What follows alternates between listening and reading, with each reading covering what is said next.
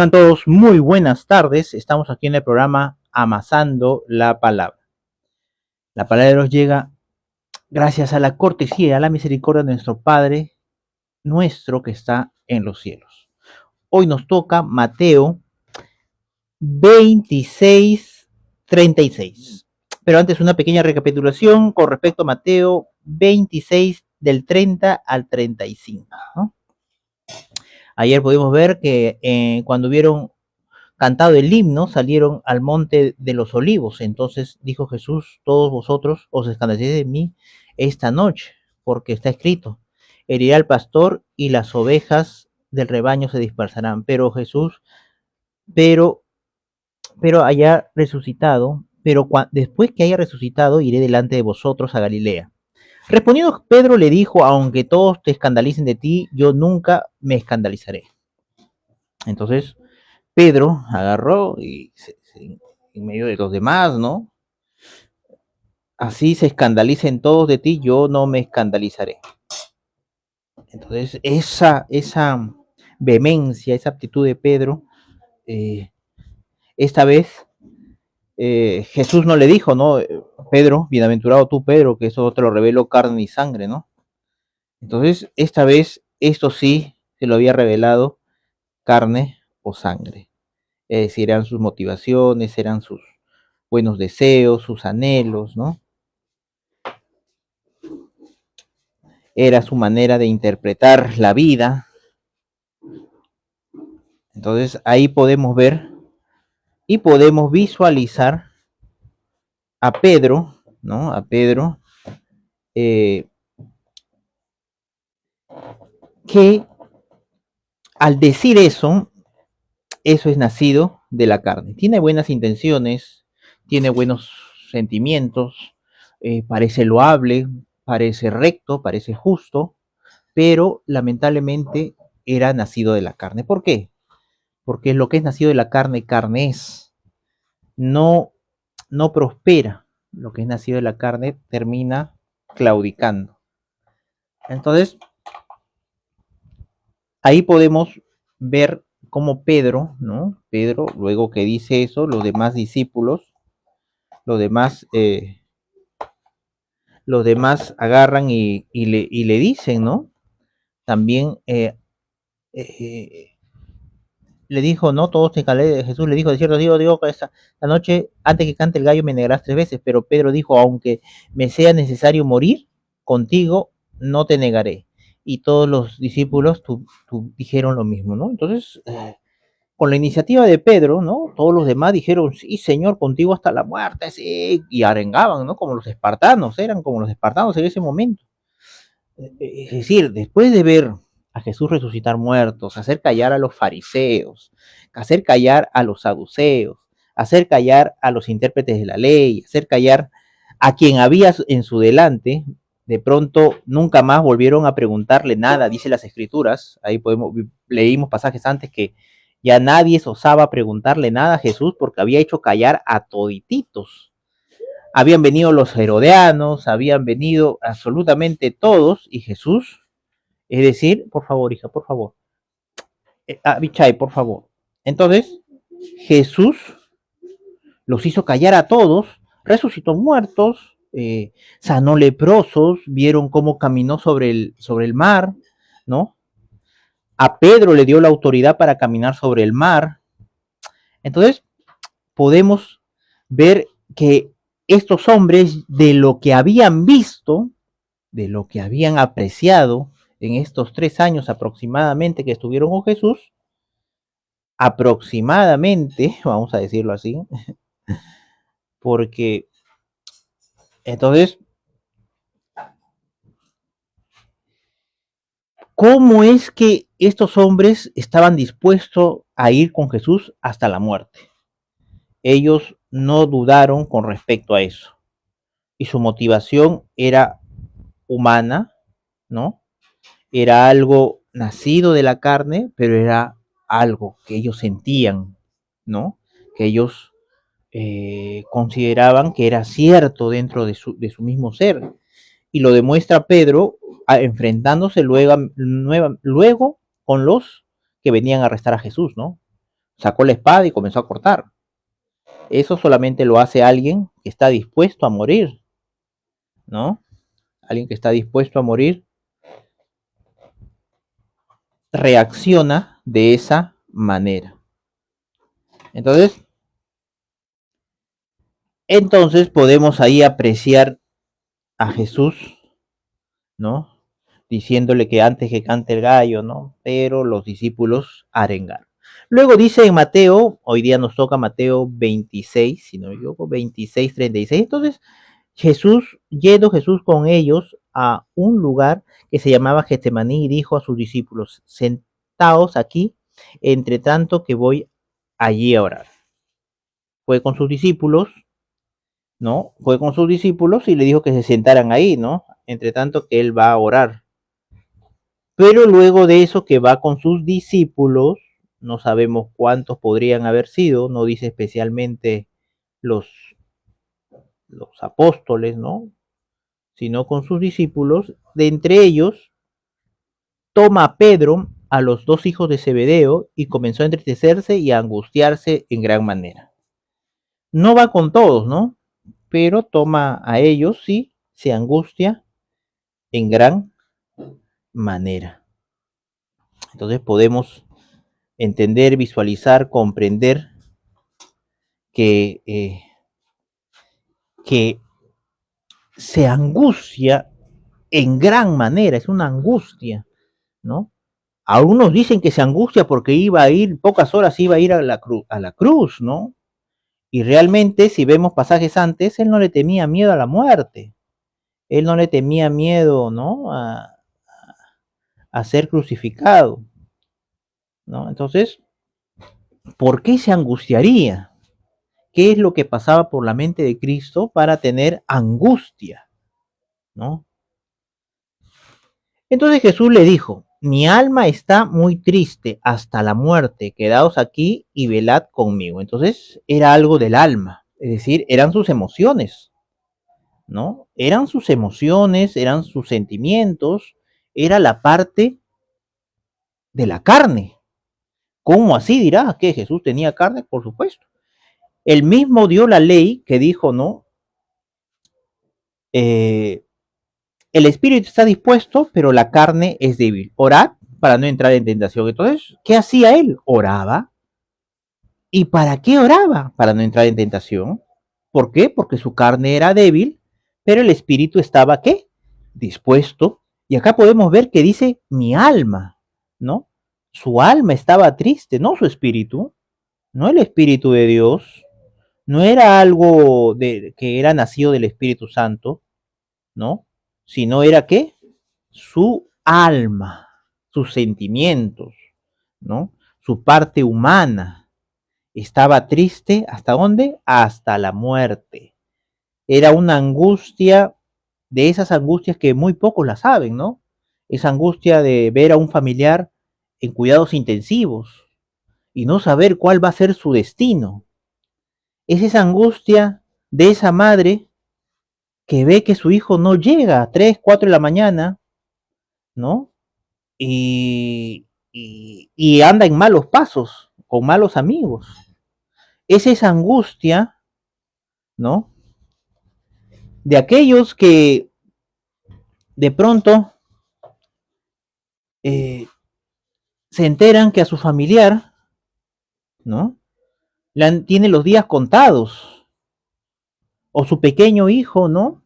Le han encontrado un mal congénito incurable, o que tienen que gastar muchos millones, juntar mucha plata, la cual no la tienen, ¿no? Ese tipo de angustia. Entonces, Jesús dice, mi alma está triste hasta la muerte. Entonces, Jesús pasó también por esa angustia, ¿no? Esa angustia del alma, esa angustia que cualquiera, tú y yo, la, la hemos pasado. Y si eres joven, ya la vas a pasar. Y no te lo estoy pronosticando, sino si vas por el camino recto, por el camino angosto, vas a tener que pasar por angustias. Jesús no pecó. Señores, Jesús nunca pecó. fue tentado en todo, mas no pecó. Entonces quiere decir que si vas por el camino chueco, sí o sí vas a tener angustias. Y si vas por el camino angosto, también vas a tener angustias, ¿no? Y del alma. Entonces, ahí podemos ver a Jesús teniendo esta angustia del alma, ¿no? Yendo un poco más adelante, se postró sobre su rostro, orando y diciendo, Padre mío, si es posible, pase de mí esta copa, pero no sea como yo quiero, sino como tú.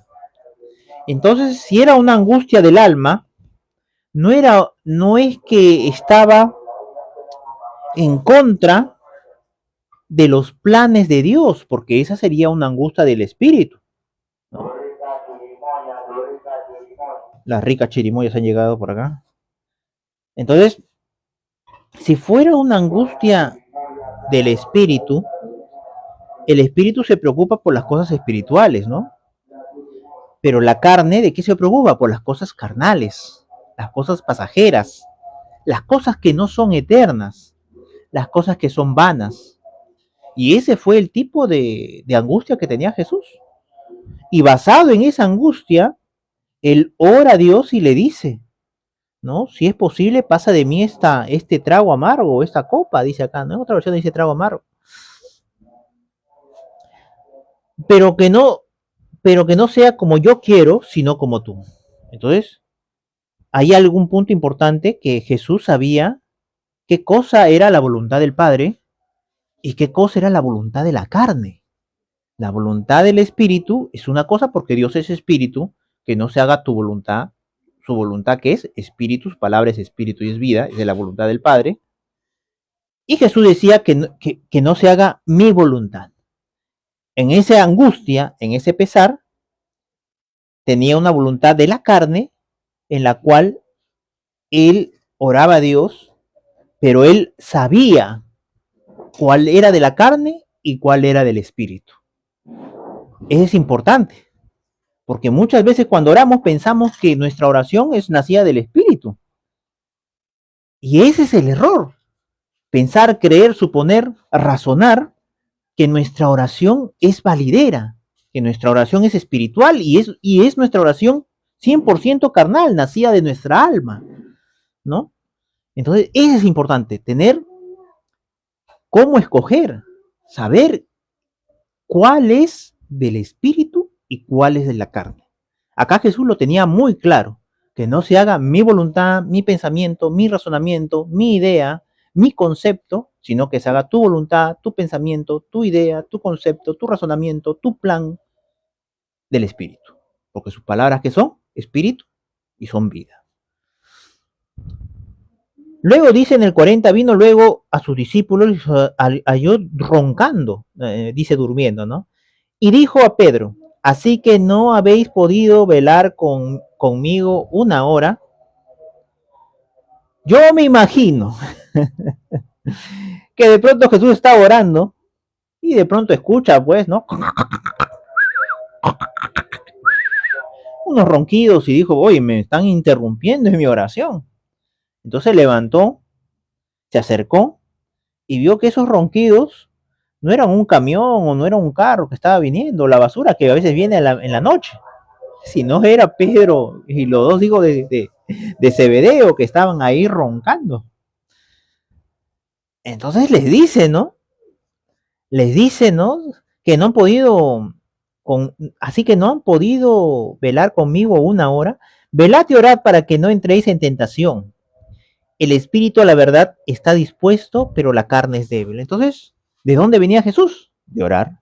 ¿Por qué oraba? Porque su carne era débil. Entonces, su carne era débil. Es por eso que Jesús oraba. Se estaba revelando, se estaba manifestando Dios en toda su dependencia humana, ¿no? Porque Dios se había hecho hombre, ¿no? Entonces, él estaba reconociendo su total y absoluta dependencia en Dios, en el Espíritu Santo. Entonces, ahí podemos ver, podemos entender y comprender de que Jesús fue tentado en todo, tanto como tú y como yo. ¿Cuál es el misterio? ¿Cuál es el secreto? ¿Cuál es lo que lo mantuvo a Jesús sin pecar? Fue tentado en todo, mas no pecó. ¿Cuál fue? Reconocer que él, su carne era débil, que tenía que estar con el Padre en la cita con Dios, Mateo 6:6, él dio la solución para eso y lo repite acá, en Mateo 6:6 dice, mas tú cuando ores, entra a tu cuarto, cerrada tu puerta, ora a tu Padre que está. Entonces, recibía del Espíritu de Dios, del Espíritu del Padre, recibía ¿qué? Recibía esa, esa capacidad o esa fortaleza de poder ¿qué? No entrar en tentación. Para no entrar en tentación, se necesita pasar tiempo con tu Padre, con Dios. Es la única manera como no entres en tentación. No como no pecas, acuérdate bien claro. Una cosa es entrar en tentación y otra cosa es pecar. No como no vas a pecar, porque si tú le tienes miedo al pecado, estás frito. Pero para no entrar en tentación, que es un paso antes de entrar al pecado, necesitas pasar tiempo con Dios. Entonces, tenemos que entender esa ley de Cristo, que tenemos que sí o sí pasar tiempo con nuestro Padre. En el 42, el 26, 42 de Mateo nos dice, otra vez fue y oró por segunda vez diciendo, Padre mío, si no puedes pasar de mí esta copa sin que yo la beba, hágase tu voluntad. Sino otra vez y los halló durmiendo. Claro, si escucha los ronquidos de Pedro y los dos hijos de Zebedeo,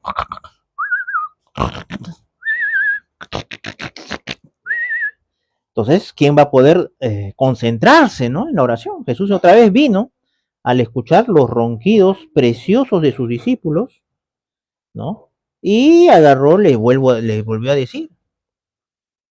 En el 43 de Mateo, 26 de Mateo 43, capítulo 26, versículo 43, vino otra vez y los halló durmiendo porque los ojos de ellos estaban cargados de sueño. Y dejándolos se fue de nuevo y oró por tercera vez. Dijo, ya no más los despierto, dijo. No, ahí nomás los dejo, ahí que sigan roncando. Veo que Pedro está balbuceando, dice, tira la red al otro lado, al otro lado. Está soñando seguro con tirar la red. Y los dejó ahí, que duerman, dijo, ya lo veo, pero que están, pero. Y luego vino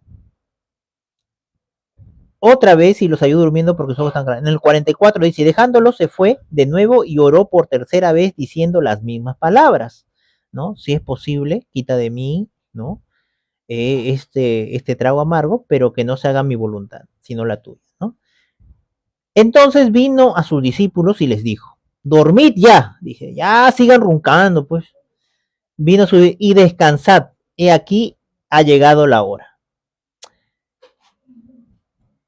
Ya no le dijo a Pedro, a Jacobo, a los dos hijos de Zebedeo, porque estaban bien dormidos. Entonces vino Jesús a sus discípulos y les dijo, dormid ya, descansad, he aquí ha llegado la hora, y el Hijo del Hombre es entregado en manos de pecadores. Levantaos, vamos, ved y acerca el que me entrega. Se acerca el que me entrega, ¿no? Levantaos, vamos, ved, se acerca el que me entrega. Entonces, ya Jesús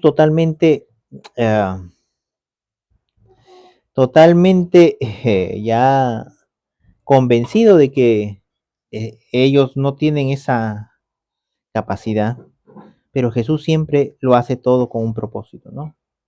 Nos hace ver que va a llegar un momento, va a llegar un tiempo, va a llegar la hora en que los verdaderos adoradores adorarán al Padre en espíritu y en verdad, porque tales adoradores es necesario que le adoren. Entonces, eh, muchas veces Dios viene a alentarnos, a darnos fortaleza, a buscarnos, porque nos está preparando para, ¿no? El día malo. para la hora mala, para el día en que vamos a hacer, en que van a venir por nosotros situaciones, acontecimientos, circunstancias, ¿no? Y muchas veces es necesario pasar por todo eso para poder crecer delante de Dios y delante de los hombres, ¿no? Entonces tenemos que tener la certeza que es de parte de Dios. Mateo 6, 7 y 8. Para terminar y para dar, ¿cómo se llama? Eh, cerrar esto con un buen broche de la palabra de Jesús. Dice, dice 6, 7 y 8. A ver. Acá está. Orando no uséis, orando no uséis vanas repeticiones, como los gentiles que piensan que por su palabrería serán oídos. Y orando no uséis qué? Vanas repeticiones, ¿no? Entonces, Jesucristo nos muestra, nos dice, se manifiesta y nos dice, ¿no? Que cuando oremos no usemos vanas repeticiones. Y él, señores, qué raro, qué coincidente, qué extraño. Él oró 3 veces utilizando las mismas palabras. ¿Qué? ¿Jesús está contradiciendo? Mateo del 6 al 7 y al 8 dice, y orando no uséis vanas repeticiones. Entonces, y Jesús luego hemos leído en Mateo 26, en el 44, si no me equivoco, que dice que Jesús en el Getsemaní oró 3 veces y con las mismas palabras, repitiendo lo mismo. Jesús está contradiciendo, entró en un lapsus, hay un error bíblico. No, hay vanas repeticiones y hay repeticiones que son genuinas, loables y que son palabra de Dios.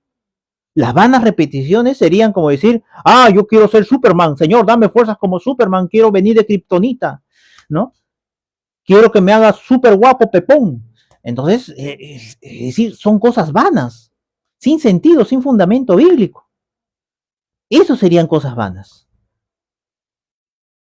Entonces, tenemos que entender que hay vanas repeticiones y hay repeticiones que son genuinas, son loables, son bíblicas, son palabra de Dios. Esas repeticiones sí son buenas, esas repeticiones sí son correctas. Repetirlo eso es la voluntad del Padre. Vemos a Jesús que oró 3 veces con las mismas palabras. Entonces, si pensamos y hemos encontrado esto de parte de Jesús, ¿no? Porque esto nos está enseñando el Espíritu Santo.